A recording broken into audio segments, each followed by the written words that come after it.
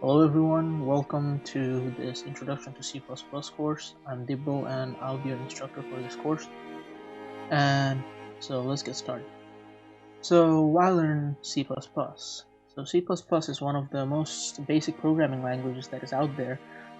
It is widely used in many different fields of programming, such as for game development, software developments, embedded systems, and microcontrollers. It's used very widely and variedly.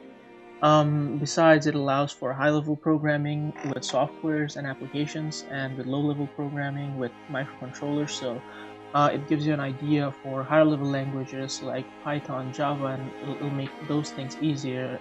Besides, it'll also give you an idea about machine languages like binary, and also close to assembly. It'll give you an overall idea about all those range of languages. So it'll become easier for you to learn all those other languages as well if you learn C++.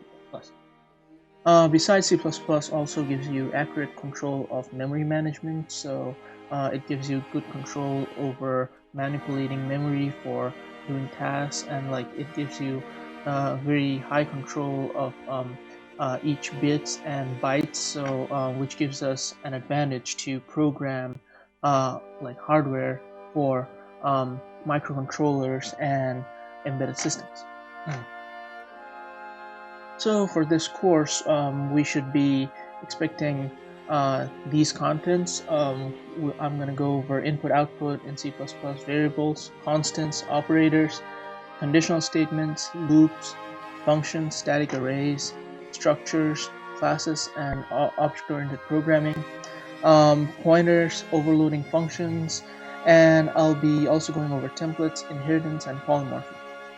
So this is the overall structure of the course. I might add a few things into the course, but this is going to be an outline of what you might expect from this course. So to end this video, I'll go over compilers and IDEs a bit. I'm just going to tell you what they are. So compilers are basically translating softwares that translates the code that you're writing in C++ to a mid-level language like assembly, a mid-low level language, and then it's going to take it down all the way to binary, which the machine can understand.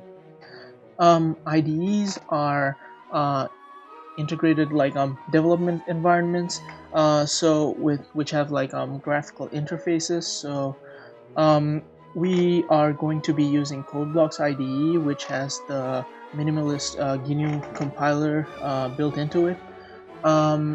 Besides, you can also use the Linux command line, which also has its own compiler, like GCC compiler built into it. And if you want to use Windows command line, you can install the minimalist GNU compiler for Windows.